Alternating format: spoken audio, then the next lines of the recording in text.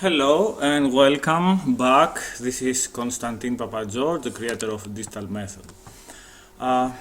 Today we're going to discuss a very important, maybe the most important and most difficult part of the Digital Method Coach certification for tennis, because it is about a new paradigm in tennis that it didn't exist until now. Strangely so. I don't understand what the researchers have been doing. But anyway, when we have things, we have to coordinate a rhythm, an auditory or visual given out a rhythm, and we have to coordinate it with our movement, for example. The paradigm used in the literature is the SMS, the SensoriMotor Synchronization paradigm. So synchronizing things is SMS actually.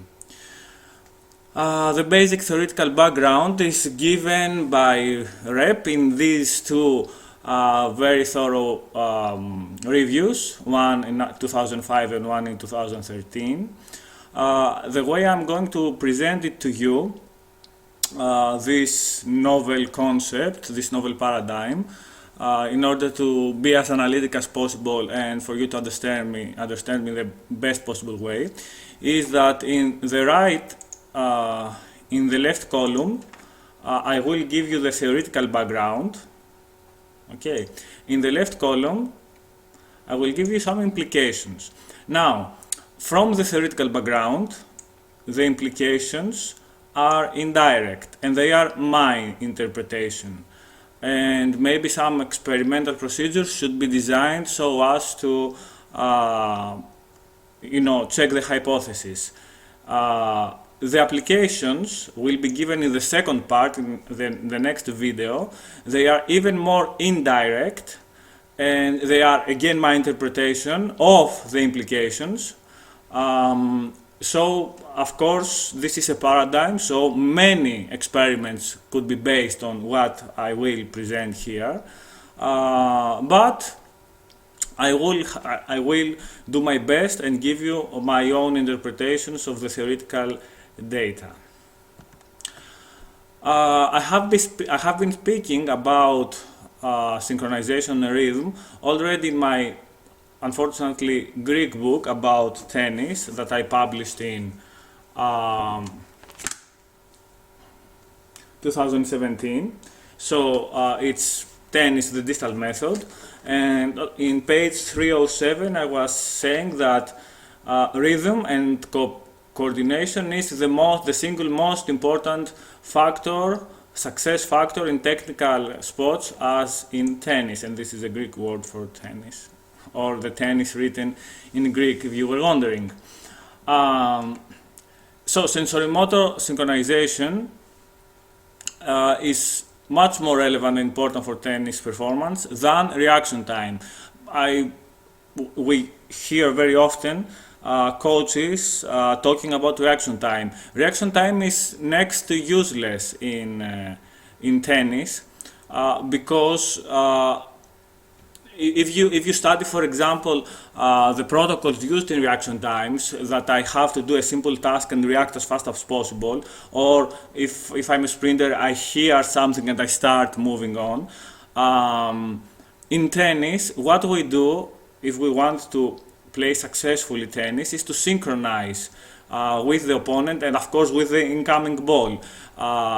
Milliseconds of bad synchronization means the ball in or out of the court. Reaction time has nothing to do with that. We don't react to the ball apart in very extreme conditions and circumstances. We don't even react to the other person's actions or in his serve. In some experiments, they blocked the visual image from the other person. So the reaction time until the player identified where the ball was going, for example, to the right or to the left, was much higher, because what we get from the other person as they perform is also information about what is coming next from them. And we have to synchronize with that. You will have the chance to understand much more as we go on. So, part 1, theory and implications. Left column, theory always. Right column, implications. So, first of all, we have to refer to absolute and relative coordination. Simply put, relative coordination is coordination by chance. There are many experiments where people are just listening to music and they're just moving their legs, nervously, for example, and they tend to synchronize these two, the music, the rhythm of the music, and the way they wave their legs, for example. Absolute coordination is an action that is temporally coordinated with a referent, and of course it's much more conscious. I should say that rhythm, because I will use this word as well many times, is the pattern of regular or irregular pulses caused in music by the occurrence of strong and weak melodic and harmonic beats. So we should have that's the formal definition of rhythm in music. Our goal is to improve absolute and relative coordination. Too much intention is on one extreme, that I really want to coordinate, and that causes something like paralysis by analysis. And lack of intention is not also the optimum way to go. For example, there are coaches in track and field that say, okay, just run and you will develop the correct biomechanics. That's not correct. We should practice something consciously, not just think that as we adapt to various stimuli, we will make the optimum adaptations. That's something like implicit learning. Okay, that's something like catching up by being immersed in a cultural environment or something. That's not learning in its strict sense, that I should have a structured environment. That won't ever lead to high-class performance. Okay, so rhythm is something that we should take very seriously. Okay, and coordination. So here we shall see in this part theoretical background and understand the basic constituents of coordination. And in order to make this understanding even better, I will just give you some practical ideas, so that in the next video you will be able to more fully understand the exercises I'm going to give. So we have in phase and antiphase. These are two basic concepts we should understand, and these are related to both inter-onset interval and inter-tap interval. So what are these two? If I listen to the metronome, and I have a metronome in my mobile phone, it's very easy to install one. So what I listen, for example, okay, is the inter-onset interval. Okay, now what I do is the inter-tap interval, and these two don't coincide. For example, I could tap my hand every 2 metronome beats. So in this case, the inter-tap interval in the example I gave you is in phase, and it has the double phase as the inter-onset interval. Okay, let's see what else do I have here. Okay, so mine, ITI, this is what I do. Okay, so I may do it in phase, one by one.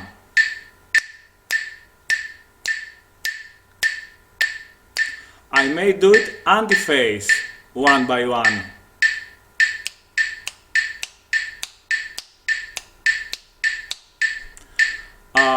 I may do it in phase every 2 metronome beats.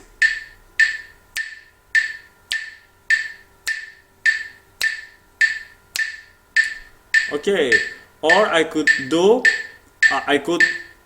more taps than metronome beats. That's a 2x1 IOI to ITI. So, in this graph, we see the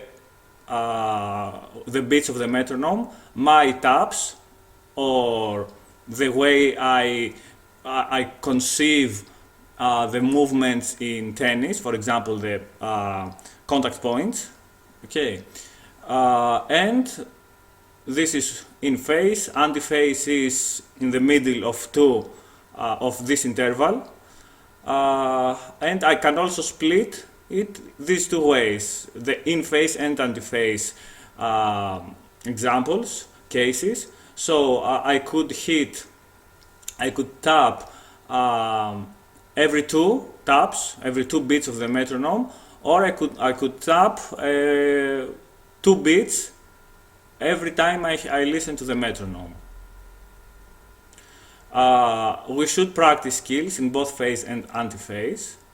Okay, because sometimes we can perceive different strokes in relation to the rhythm of the ball, of the coming ball, that we hit the ball either in phase or in antiphase. These are not the rhythms.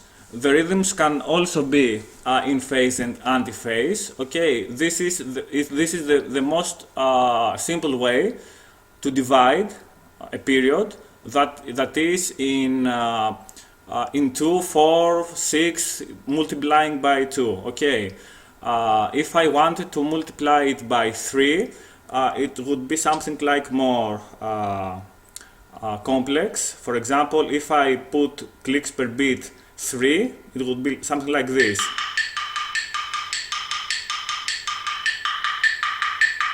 So I have in one IOI 3 ITI. Okay, and this can be both phase and antiphase again. Usually in Westerns don't grasp very easily other rhythms than the ones that are multiplied by 2, 4, 6, etc. Because we have been addicted to this kind of rhythms because of the music we hear, the Western music. In other cultures that they listen to traditional music that has such rhythms, it's more easy for them to count the beats in such ways. Now, phase transitions is, for example, okay, I'll try to give you an example, okay, about phase transitions. So, for example, I am counting with my, I hope you're listening to this, I'm counting the IOI with one hand. I'm just hitting my computer. Okay, so let me see if you can see it. Okay, and with my other hand, with my other finger, I'm counting 3 times. So, 2, 1, 2. So if I do this faster and faster, see, so I was in phase, and I was 3 to 1. Okay, and from a speed on, automatically there was a phase transition, and I went to the phase of 2 to 1. Okay, because it's easier for me to understand that. So these are called phase transitions. It becomes too difficult for me to handle it, and I drift back to in phase or to rhythms that I'm more familiar with. Again, we have these transitional points, and we see that in tennis all the time, and in everything that has motor skills that should be coordinated with an external stimuli, with an external stimulus. Okay, so we should practice skills in phase and anti-phase, and we should practice skills in rhythms that we are not comfortable and see where we lose it, and we tend to drift back to in phase or to rhythms that are more easy for us, okay? Because this way we can develop our rhythmic understanding. Phase wandering is lack of coordination, is when my tap and the metronome's beat do not really coincide. So some more things about IOI versus ITI. So it has been observed that there is a subdivision benefit. For example, if I listen to a beat, okay, and I'm trying to follow it, if I subdivide it to 5, that would be optimal for me to follow it. So that should sound something like this. I'm not changing the speed, okay, I'm just putting 5 taps. I'm subdividing it.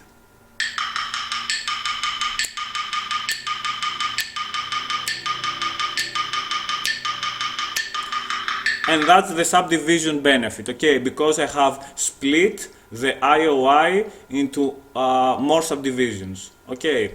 1 to 2 and 1 to 4 are almost the same. 1 to 5 is the optimal, okay. So we should use subdivision strategies.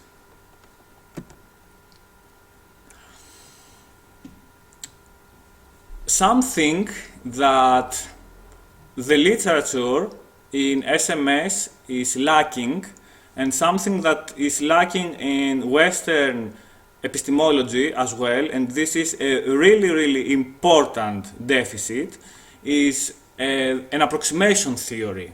Because I have this applies to everything, okay? This applies to music, to what we're doing here.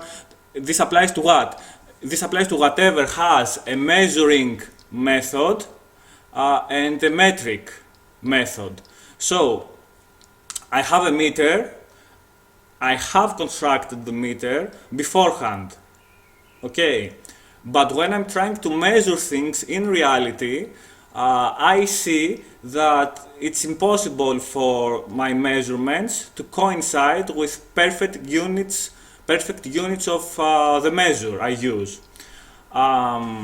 So I should have a formal theory that says how to create categories. For example, if I take an IOI from my opponent's racket to the ball bounce, that's one IOI. And supposedly a second IOI is from the ball bounce to my racket. So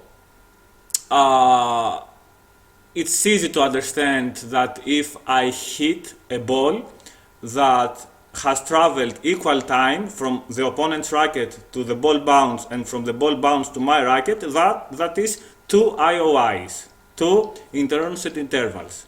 But what happens if I do a demi volley?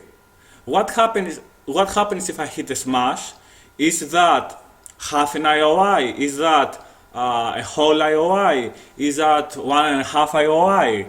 What's the case? So I should be able to have a way to create categories and say that if my period is within these limits, then I categorize it as 1 IOI. Okay, for example, in doing a demi-volley, a semi-volley, that should count as 1 IOI, even if I hit after the 1 IOI, but way before the second IOI. So, a theory of approximations should have approximating and regulated systems. The approximating and the regulated systems is the ITI, and the approximated, the regulating systems, it's the opposite, is the IOI. Okay, and these are examples. Maybe we'll see that the first volley is 1 IOI, and the second volley is half IOI. It's antiphase. Okay, so I should know which of these two categories, in which of these two categories my stroke falls in, phase or antiphase, or maybe an even smaller subdivision. Okay, we'll have to decide about all this. Okay, so there is a whole theory of approximations that is not only absent in tennis, it is absent in Western epistemology as well, in fields like mechanics or quantum mechanics. Okay, so it's not just a problem for tennis. And if we want to do theory, we can't just have an intuitive understanding of this, we should have typical theories. Okay. There are some limits in inter-onset intervals. Okay, so let's see the upper limit. The upper limit means that I have a rhythm that is so slow that I don't anticipate it from a point on, I react. For example, from 10, let's say, okay, I'm putting my metronome to not 10, 30 beats per second. Yeah, okay, 30 beats per second is 30 beats per minute is 2 seconds. Okay, so 2 seconds, approximately 2 seconds, is the upper limit. Why? Because if I have this, okay, let's take this.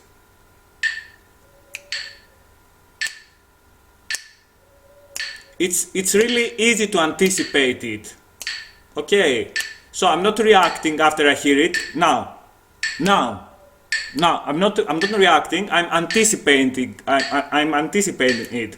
But if I do something like 30 beats per minute, that is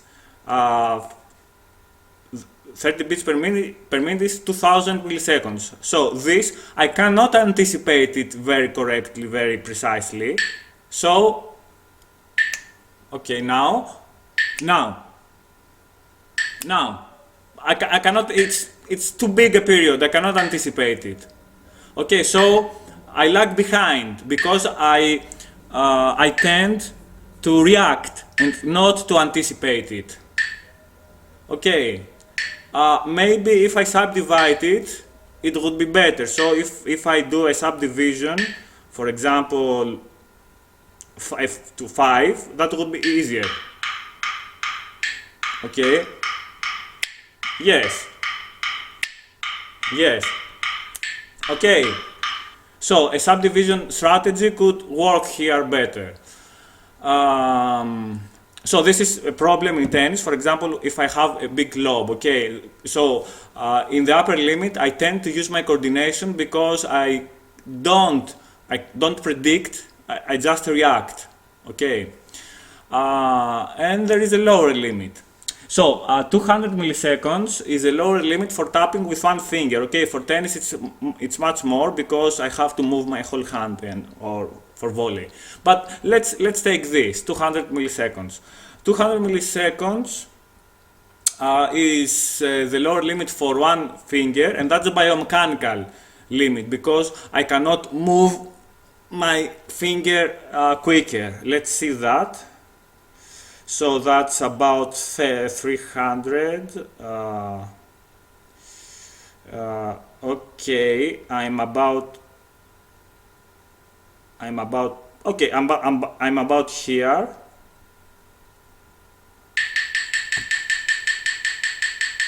I can't move it any faster. If it was a bit more faster, I can't. So it's not cognitive. It's not I can't understand the coordination pattern. It's that I cannot really move my finger any faster. Okay, but if I use two fingers, it becomes much easier.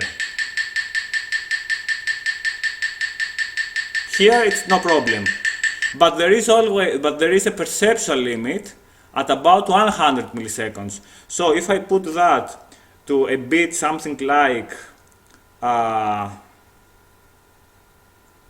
600 beats per minute, Okay, this will happen. So at this speed, the problem is not just biomechanical. Let's say that I had a way to get past that. I used all of my fingers. It's that I don't really understand. I lose the SensoriMotor synchronization perception. I am not sure if I am with the rhythm, if I am coordinating or not. I can't understand what I'm doing. I'm basically doing by chance. Okay, so we have these two extremes, and we should find ways to adapt. For example, the lower limit for tennis, of course, is more than 200 milliseconds. Okay, that's too fast to move the racket. We should do biomechanical adaptations to get past this limit. For example, we should use 1 unit kinetic chains. That's one of the things we could do. And for the upper limit, we could use some subdivisions or count slower or count in another way by accelerating or decelerating our counting method. And all of these, we should consciously train them specifically in the practice using all the methods I have shown you. Okay, I'm not showing any exercises here, but just think that I should take these implications and transform them into practice, into exercises, using everything, random practice, performance spirals, motorworks maybe, anything really. The biomechanical model.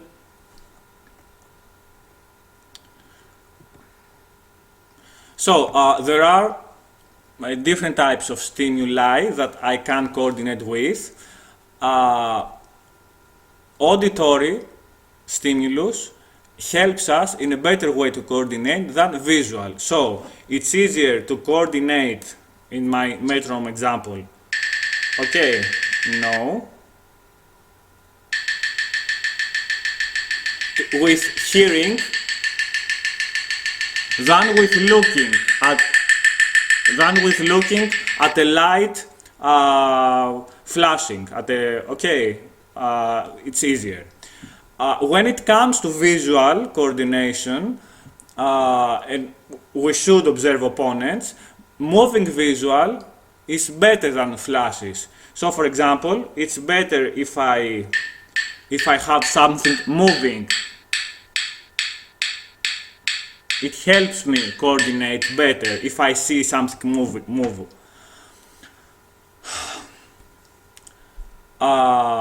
Okay, research has shown that couple participants mutually adjust ITIs, they become hyper followers.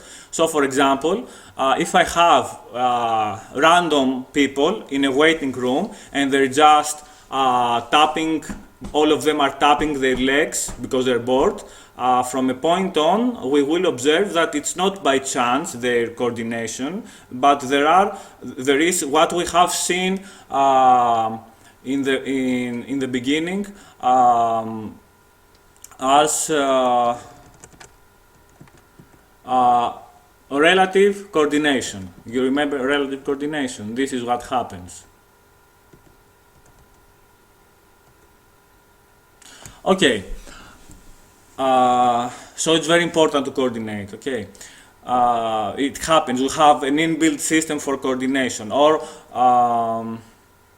we have a participant, I don't know, doing anything that has a rhythm, and we do something, whatever that has a rhythm. Our rhythms tend to coincide, to blend. It has been also observed that young children perform better when paired with an older partner, a more experienced one, a more coordinated one, in doing, not tennis, in doing lab tests. And satisfaction of the participants is bigger when pairing synchronization is more accurate. This is very important, okay, because we want satisfaction for our athletes as well. Okay, so we should practice both stimuli, auditory and visual, but stress the auditory one. So it's more important to hear the ball than see it, or to try to coordinate based on the sound of the ball than with our sight of the ball. So we should do exercises like being blindfolded or blocking our visual field in any way. That's helpful. And we should practice synchrony with others. For example, in martial arts, they have drills for those stuff. In Aikido, when I'm waving my bokken, my sword, my wooden sword, when I do the movement, the opponent also does the movement, but in perfect synchronization with me, deliberately and consciously. So we do it together very, very slowly, so that it's like we are connected. Our intention is to be connected when doing all this thing with the sword and then come forward again. It's like you see the one mirroring the other person, and that could be a very good exercise for tennis as well. Have two people stand one in front of the other and do the movement very slowly, and each person trying to coordinate with the other. Okay, of course in Aikido we have Uke and Tori, the one that does the technique and one that follows. That could be transferred to tennis as well. We did this kind of training in Muay Thai as well, and it's in its traditional form. So it's something that is very widespread in martial arts.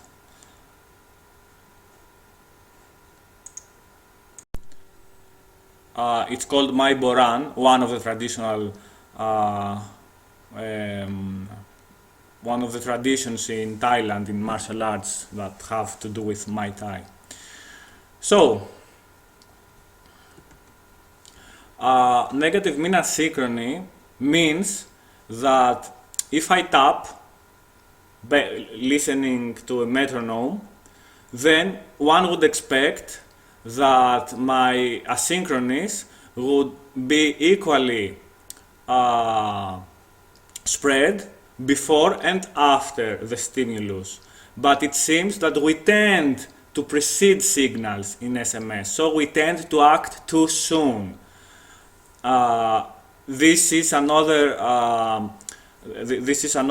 reason we believe that we anticipate rather than react to pacing stimuli in SMS. Okay, in SensoriMotor synchronization, it's another, let's say, kind of proof for that. So we do tend to hit too early rather than too late. When, of course, biomechanical limit is no problem, because if I don't even have the time to hit when I want to, then that's not cognitive problem, it's biomechanical problem. We could use, of course, subdivision strategies and any kind of anticipation drills to improve our coordination in general, so that to reduce the negative mean asynchrony as well, which is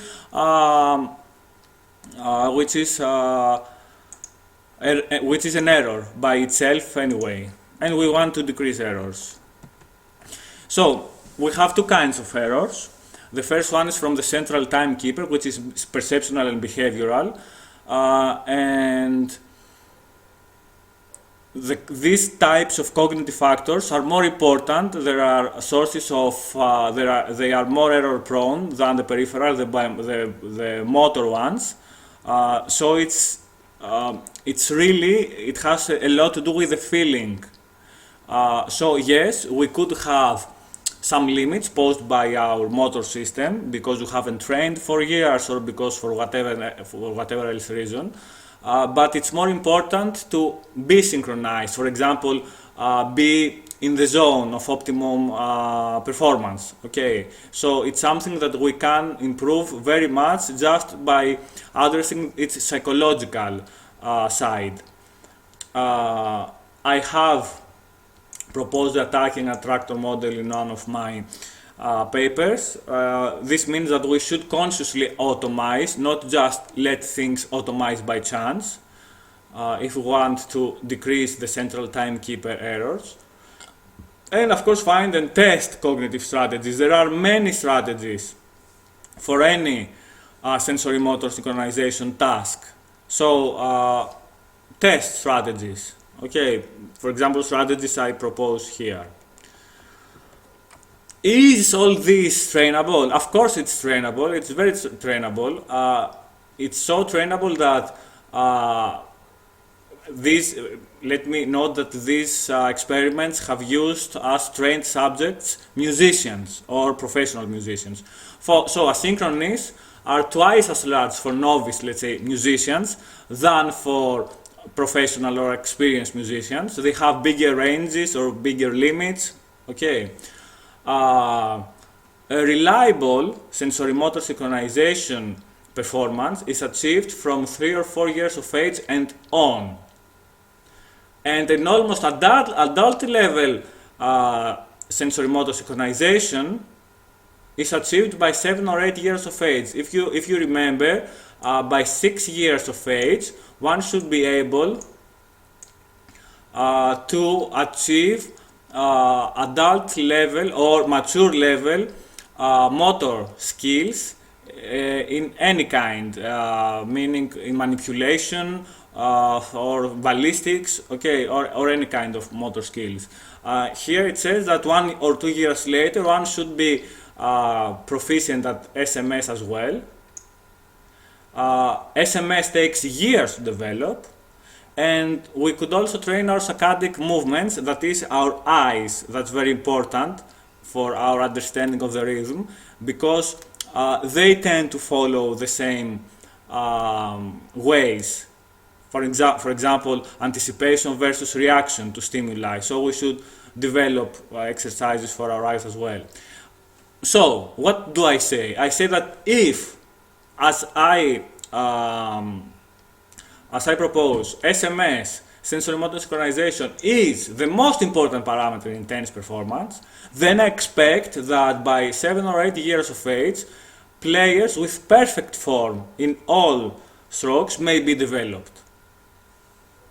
Okay, so distal method is a system to develop this kind of players, and a 7 or 8 year old with perfect form in all of their strokes and adult level performance, not being able to attack an adult because they don't have, let's say, the strength. But if we take the adult strength or power and make the analogy, they should be able to hit with the coordination and the form as a complete player that is, let's say, 15 or 20 years old is able to hit. Not as fast and as hard, okay, but the same quality. Event onset shifts. So we have a rhythm, and at some point, either predictably or unpredictably, the rhythm changes, either for one beat or for more beats. Okay, so what do we do when the rhythm changes? For example, the ball slides more than we expected because there was an anomaly on the court or whatever else, or wind or anything else. We do adaptive correction responses, adaptive phase correction, adaptive responses to event onset shifts. But these adaptive correction responses cause errors. They cause asynchronies to the next action, that is usually our action, our own action. These adaptive responses can be both intentional and unintentional automatic.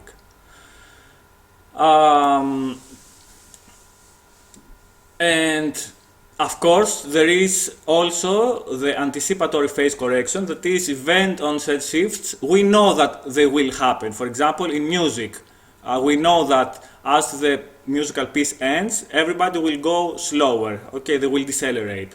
And intentional control may be exerted because the orchestra doesn't fall apart. They are able all together to go slower, okay. So we should train continuous asynchronous, so train asynchronous event onset shifts to the point that we cannot follow them. We cannot remain coordinated, and as always study the transition point. You know, it's a law in the digital method. And we could use several methods to find or restore our coordination.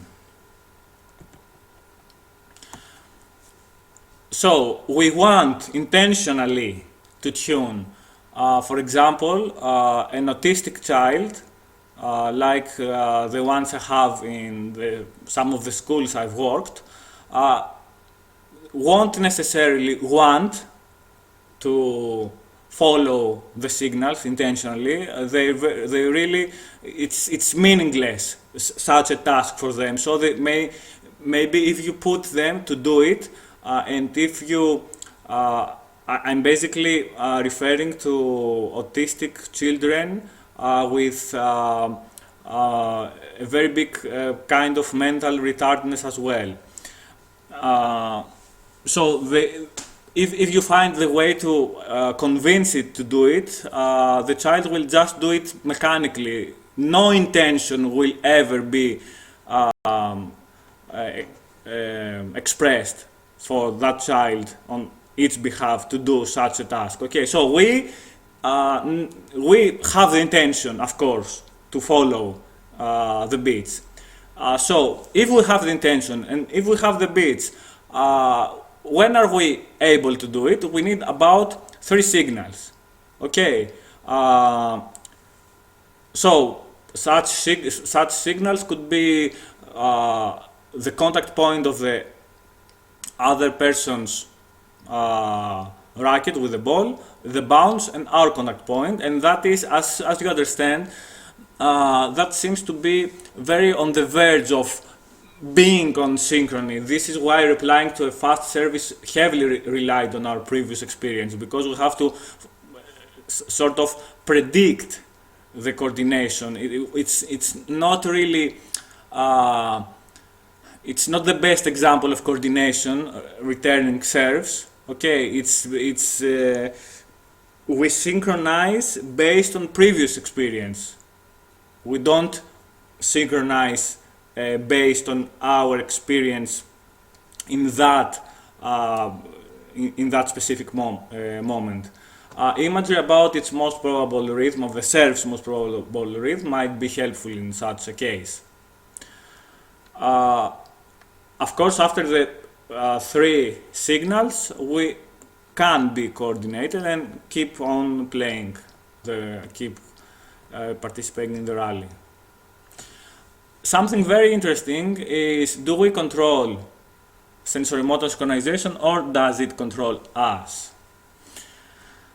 Okay, so we have studies where we have a beat that we must follow.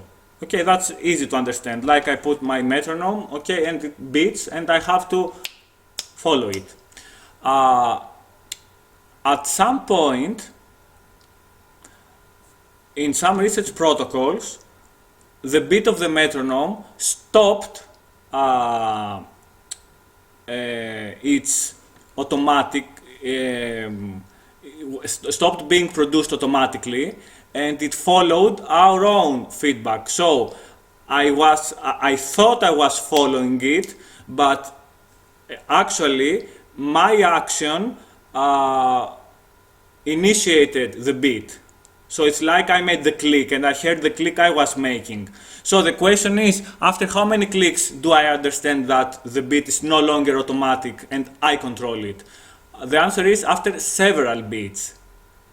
And another kind of experiments was that I was controlling the beat intentionally, trying to be rhythmical, and from a point on, the beat became automatic, so it stopped responding to my taps, and I had to follow it. So after how many beats could I understand such a thing? The answer is after many beats, not automatically, not after 1 or 2. So for us, for our understanding, whether the beat, the sound, the stimulus is controlled externally or internally, it's the same. And we are biased to just us being in control. We attribute to ourselves the control. And that's very important because for one, when the feeling of control is ambiguous, am I controlling the beat, or is it controlled externally from the metronome automatically? If I'm not feeling sure, my performance, my coordination, my errors are much bigger. So this is the most helpful way to address this thing. It's very important, this control thing, is to feel that we control it, and you have felt that. I mean, if you play tennis and if you play slowly, if you play slowly, at sometimes you're so connected that you feel that you almost connect the IOI. You almost connect something like the movement of the ball. Okay, so we should feel this way, regardless of if this is true or false, if this really happens. Okay, so we should have the feeling when we play, and we should develop this through exercises, that we are controlling the rhythm, the SMS, the sensory-motor synchronization. It's us that we set the inter-onset interval. That's very important, to feel that we are in control. And how do we achieve that? We achieve that by entering the zone, or we help ourselves entering the zone if we are coordinated. So if we do exercises for coordination, for better coordination, like the ones I will show you, like the tennis pulse application offers, like the ones the tennis pulse application offers, then it will be easier for us to enter the zone, it will be easier for us to feel in control, easier for us to perform better. We should also let participants choose their preferred beat, the tactus. What's the difference? The beat is the steady pulse that you feel in the rhythm. Okay, so it's okay, we have a rhythm, but the way we choose to perceive the rhythm, okay, for example, it's for example, it's strong and weak beats, okay, is the tactus, and we should let participants choose their preferred beat, their preferred tactus, and have this as a baseline for going faster or slower. Okay, we should go around this attractor state, around this attractor basin, as they say in dynamic systems. Okay, so this is our starting point, the tactus of the athlete. So I say it again, the findings about control are very important because they suggest that SMS and phase correction in particular are independent of whether the timing of an external rhythm is externally or self-controlled, and also independent of participants' belief about the locus of control. Okay. Pleasure is very, very important. It helps us getting on the zone, and it helps us staying in the sport. So it's very important to share intentionality and to have joint attention. So what does a good couple means? We say we have chemistry with our couple in tennis. What does that mean? The coach should be able to identify the different parameters, and they should stress these parameters, especially to children. So you should know that the children should have shared intentionality. That is, as I was saying about the heavily retarded autistic children, they don't have intention to follow the rhythm, but the children should. Children that may be able to have intentionality. Of course, there are autistic children that do express intentionality. I was referring to cases of heavily retarded autistic children. That's a paradigm by itself, how you find ways to persuade them to do things and to be more functional in this way. They have their own world, so to speak. As do all of us. You know, just a small comment here. I've worked in special needs education for many years, and I've worked with all kinds of cases, from Down syndromes to autistic children to just being mentally retarded, any kind.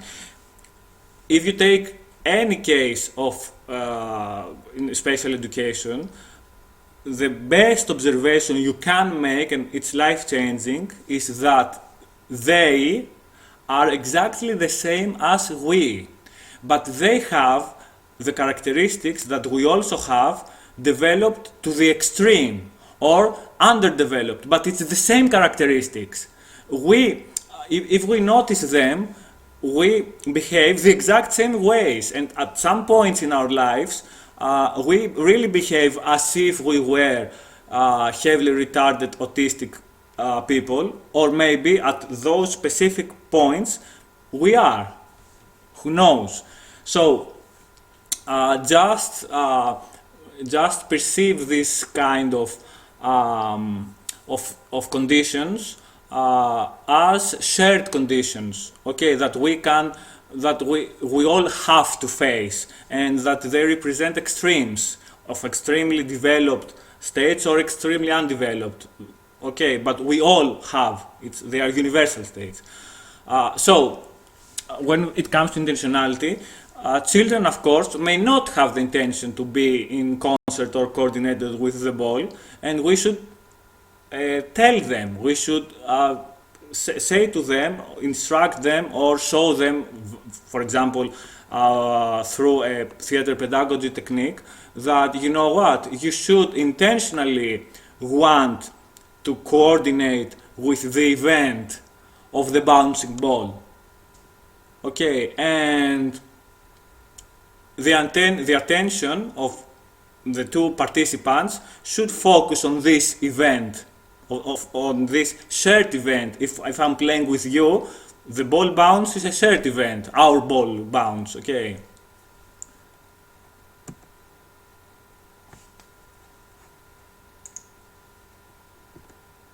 So, a major takeaway lesson, a major set of findings demonstrate that synchronization enhances basic perceptual and motor abilities. It's that important. It makes us better athletes. Training coordination improves perception, improves motor abilities. So, until now, we have been talking about behavioral or psychological aspects. But there is a neuroscience of SMS as well. We have in epistemology the reductionism, that is, how a behavior may be reduced to, for example, a neural substrate, to a neurophysiological substrate. You can never fully reduct chemistry to physics, or medicine to biology, or neuroscience of SMS to psychology of SMS. Okay, so this is why this is just for cyclopedic information, something like that. This is not something that is of direct interest for us, but it's good to have some very, very general information about that, because it just stresses some points, okay? But we can never just see the neural substrate and say, okay, I know the behavior, okay, because it's an epiphenomenon.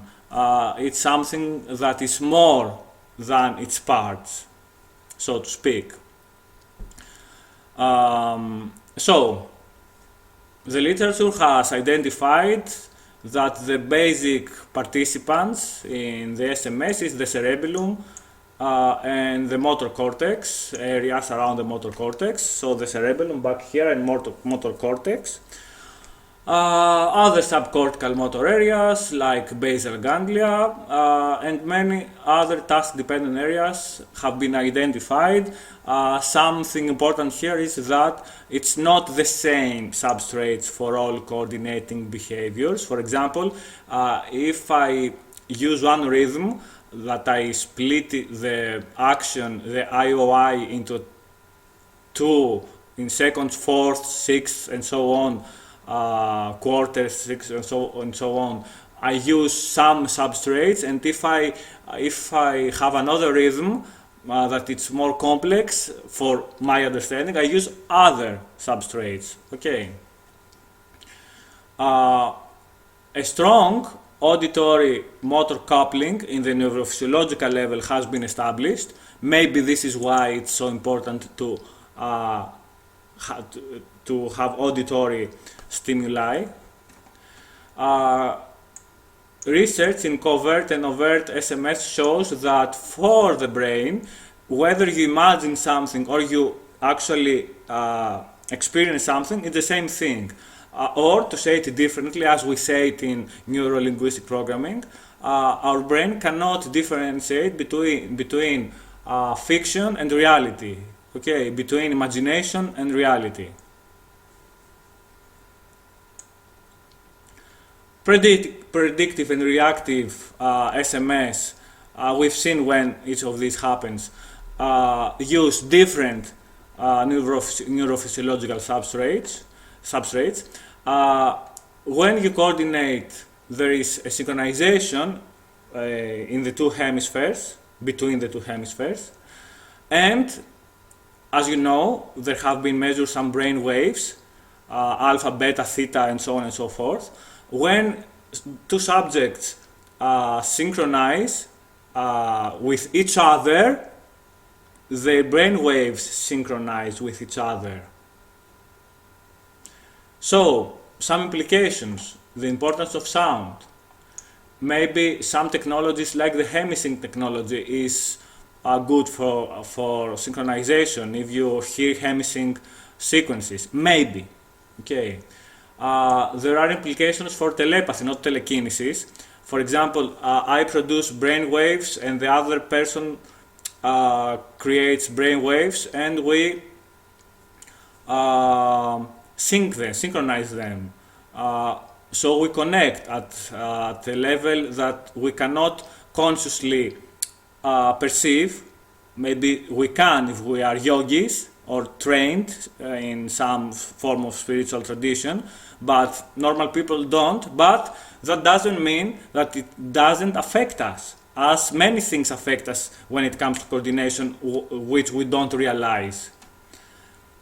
Okay, and of course, the SensoriMotor Synchronization is an independent field, okay, that has its own research protocols, research programs, and research paradigms, and it's a very important field as well.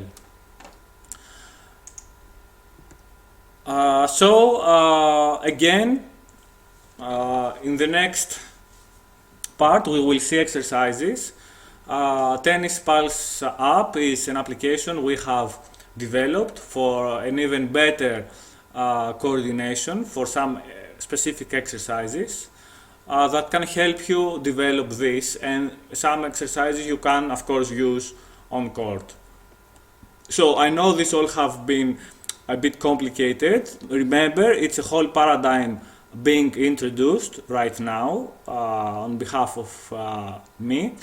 I hope I was able to give you some ideas. Maybe if you study some papers you will understand some things more. And hopefully in the next segment, the next part, you will understand even more things when we see practical exercises. So I'll see you in the next part.